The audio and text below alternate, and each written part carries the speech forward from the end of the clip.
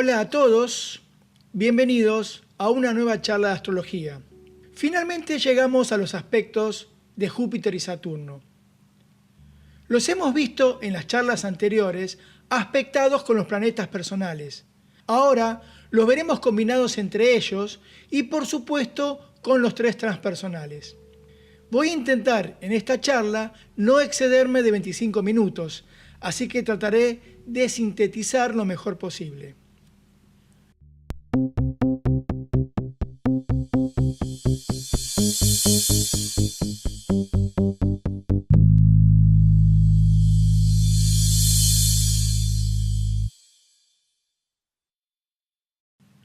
Júpiter y Saturno, astrológicamente, son dos polos opuestos, como te habrás dado cuenta si estás siguiendo las charlas. Júpiter, podemos decir que está en línea con nuestra necesidad de expansión y crecimiento. Por eso, lo relacionamos en el zodíaco en reposo con la casa 9 y Sagitario, del cual es regente. De hecho, lo emparentamos con la amplitud de visión, la expansión de los horizontes. Si lo vemos desde el punto de vista de ejes en el radix, está vinculado al hemisferio derecho del cerebro. Si concebimos que la casa 3, Géminis, Mercurio, se relaciona con el lado racional, con el hemisferio izquierdo, y la 9, la casa 9, con Júpiter, Sagitario, con el intuitivo, el hemisferio derecho. Por otro lado, a Saturno lo vinculamos con el control, con la estructuración y limitación, con el convencionalismo y la preservación de nuestro yo como individuo aparte. Entonces, con una combinación entre ambos, obviamente estas características se afectan mutuamente. Hay una parte que quiere expandirse y crecer, liberarse, aventurarse hacia el sí mismo, hacia el yo superior, y otra, igual y contraria, intenta aferrarse y preservar esas fronteras del yo, como esos anillos saturninos que pareciera que nos dice: de este círculo, de este límite no se pasa. Entonces, tenemos el optimismo jupiteriano atemperado por la cautela y el conservadurismo saturnino que defiende esas fronteras. Siempre el planeta más exterior influye con más intensidad sobre el interior. Entonces nuestra fe, nuestra confianza, nuestro impulso a la aventura se verá limitada por Saturno, lo cual pareciera decirnos que debemos emplear mucho más esfuerzo para concretar nuestros objetivos, como si Saturno necesitara una prueba muy concreta, muy realista, antes de aventurarse en esta aventura, vale la redundancia. Cuando Saturno toca a un planeta, y en especial con aspectos dinámicos como la cuadratura y oposición, como también la conjunción, es como que le infunde esa característica de inadecuación, temor o la idea de limitación. Entonces, estos elementos estarán muy presentes con esas cosas que relacionamos con Júpiter, como la fe, el entusiasmo, la confianza y demás. Aunque claro, Júpiter en un trígono sextil puede amplificar características saturninas como el orden, la disciplina, el método, la responsabilidad y demás. Un enunciado podría ser: me aventuro, pero con cautela. En definitiva, en los aspectos dinámicos podemos llegar a fluctuar entre el optimismo y el pesimismo.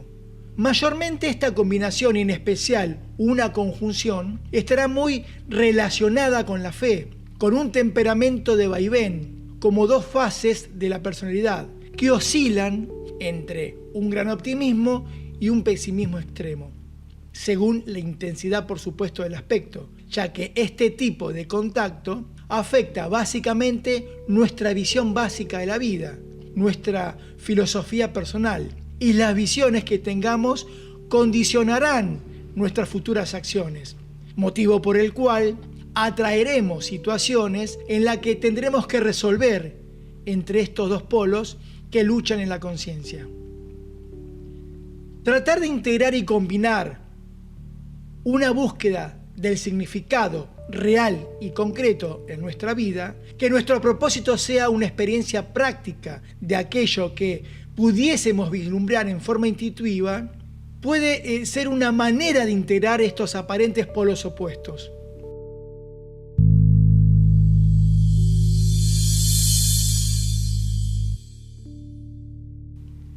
Por otra parte, el contacto de Júpiter, por ejemplo, con Urano, es entrar nuevamente en el ámbito de los planetas transpersonales, en el ámbito de estos dioses del cambio que representan ideales y capacidades espirituales.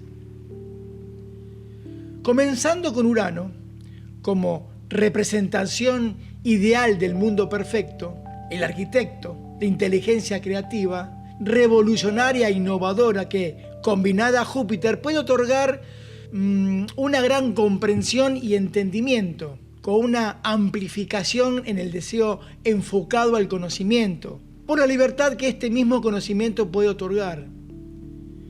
De alguna forma, ambos, tanto Júpiter como Urano, miran hacia el futuro, y Urano lo teñirá con ideales muy elevados, con aspiraciones y metas muy altas, que Júpiter recibirá por supuesto con mucho entusiasmo. Pero la contraparte de esto es que quizá con esta amplificación jupiteriana de ver tantas oportunidades, debamos aprender a establecer prioridades y no enredarnos, por así decir, para terminar una cosa antes de comenzar otra. Si tenemos a Júpiter aspectado a Urano, es justamente por mediación de Júpiter, de cosas jupiterianas, como los viajes, por ejemplo, los sistemas de creencias, que Urano encuentra la vía de entrada con esas cualidades superconscientes, movilizando y revolucionando los convencionalismos como con nuevas ideas y perspectivas mucho más amplias, más libres, aunque también más radicales, corriendo el riesgo, según el aspecto, de creernos que somos los dueños de la verdad. De todas maneras, esta combinación nos predispone a no atarnos a ningún sistema de creencias. Nos empujará a una nueva forma de pensar que estará más enfocado en la propia búsqueda que en los valores aceptados y ya preconcebidos, por así decir, por la sociedad.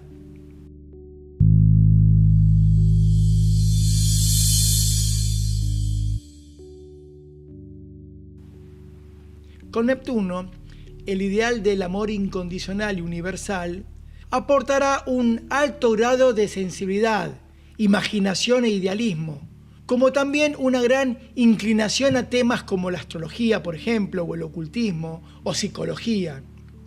Los asuntos místicos o espirituales, como humanitarios, con poca consideración, por así decirlo, del logro personal y gran generosidad, es bastante común con esta combinación sumamente, que podríamos decir, altruista. Si bien puede empujar hacia un impulso humanista y generoso, también puede desdibujarse en una inflada a veces creencia de la propia santidad. Si pensamos que Júpiter, regente de Sagitario y en línea con esa flecha disparada al infinito, como dije en otras ocasiones, tiene que ver con la búsqueda del significado, hace pensar que esa flecha busca lo intangible, lo trascendente, simbolizado por Neptuno. De hecho, podemos sentirnos muy cómodos con creencias o conocimientos que miren hacia lo ilimitado y universal.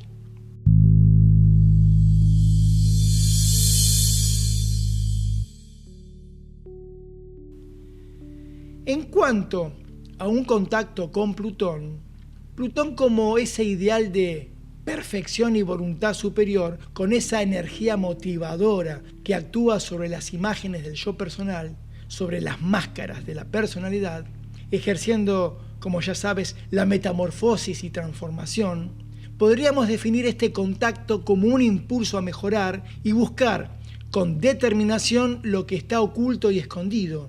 Esos tesoros ocultos que Jung, por ejemplo, dice que esas partes oscuras de nosotros mismos son sumamente fértiles y esconden una gran cantidad de tesoros.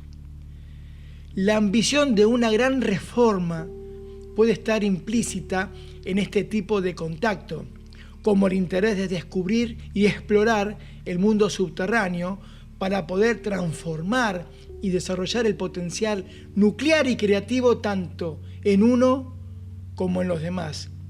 Si recordamos que Plutón, como planeta transpersonal, está relacionado con lo que Jung llama el inconsciente colectivo.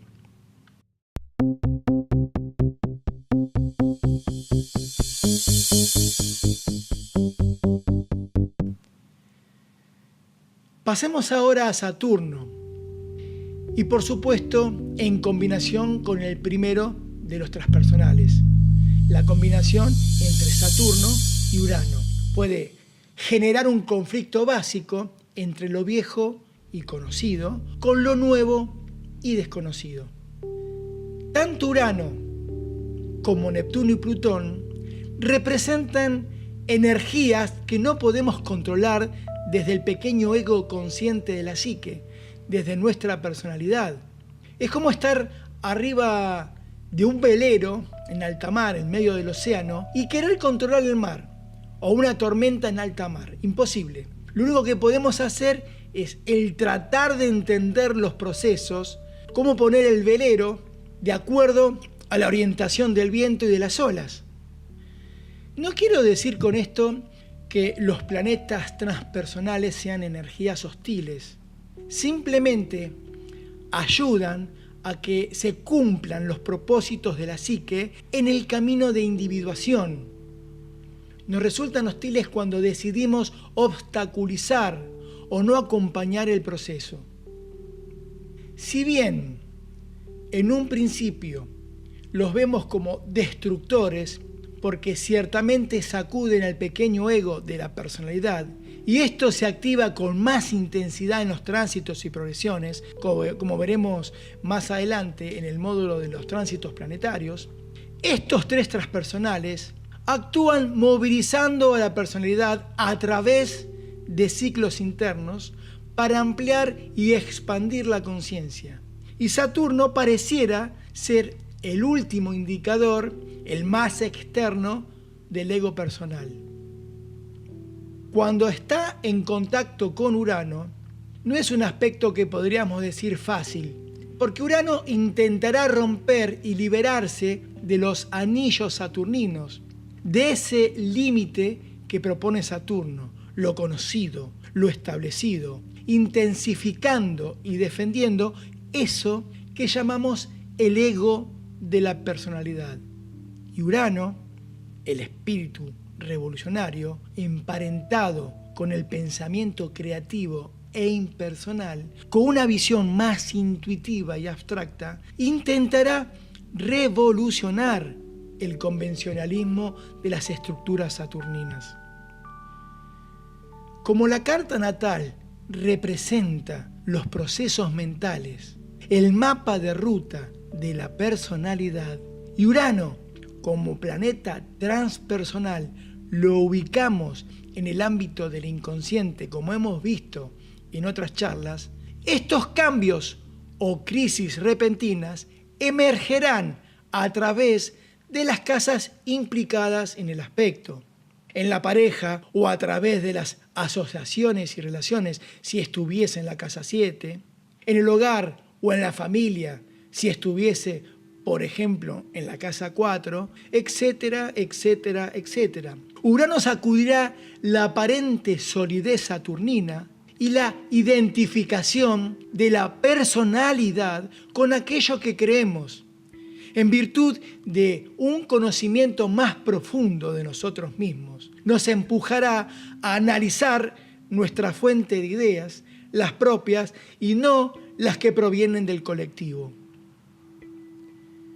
Cuando estos impulsos no los expresamos en forma consciente, porque no sabemos quiénes somos, estaremos a merced de estas erupciones del inconsciente, representadas simbólicamente por los 3 planetas transaturninos, que en definitiva uno mismo genera como acontecimientos externos. Así como Urano está emparentado a las ideas arquetípicas y colectivas, Neptuno está en línea con los sentimientos colectivos. Por ejemplo, en contacto con Neptuno, generará el impulso a disuadir el deseo individual en el grupo, o sea, a identificarnos con un sentimiento de unidad grupal. Y como Saturno simboliza el impulso a construir y a aislar una personalidad diferenciada, está, como quien dice, a contramano, en sentido opuesto, con las tendencias neptunianas de fundir la gota de agua en el océano. Saturno actúa como defensor, como la mente concreta que protege a la personalidad, a los intereses personales, para no perderse en el océano colectivo de las emociones humanas.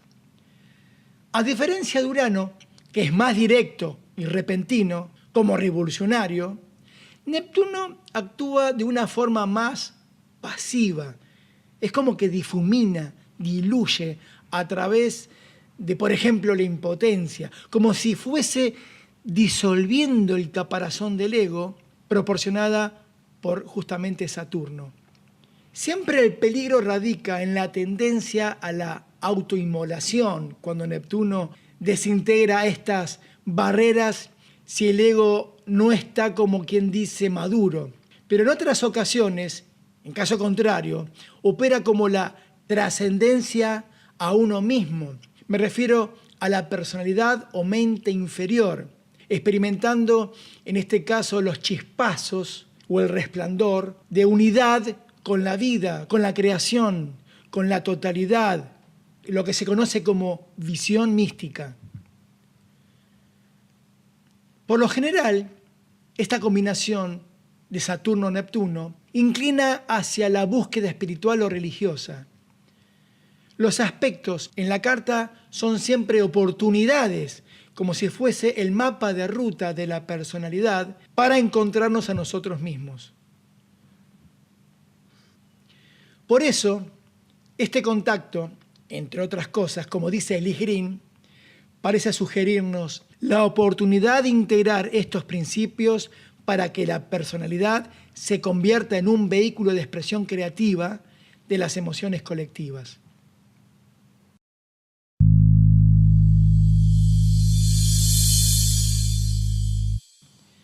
Finalmente, llegamos a Plutón, en contacto con Saturno.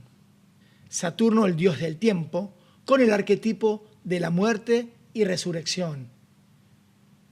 Con esta combinación, Plutón provocará a Saturno intentando derribar nuestras fronteras personales y cuestionando seriamente el sentimiento de ser un individuo aparte que tan empeñosamente quiere mantener el dios del tiempo. Así como en los ciclos que veremos en los tránsitos planetarios, la vida son momentos y estos momentos son únicos e irrepetibles. Por eso también la muerte la asociamos con el tiempo, al igual que los ciclos. ¿Por qué con el tiempo? Porque todo está en movimiento. La muerte afecta al nacimiento, al desarrollo y crecimiento, como a la posterior decadencia y muerte de una forma. Pero esotéricamente hablando, muere la forma, cumple su ciclo. El cuerpo es finito, y como es finito, es maya o ilusión, pero no el ser, que está más allá del tiempo. Es intemporal.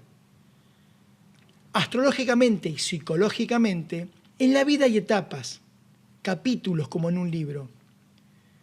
Morimos como niños al entrar en la adolescencia, o como adolescentes al entrar en la juventud, y posteriormente en la adultez.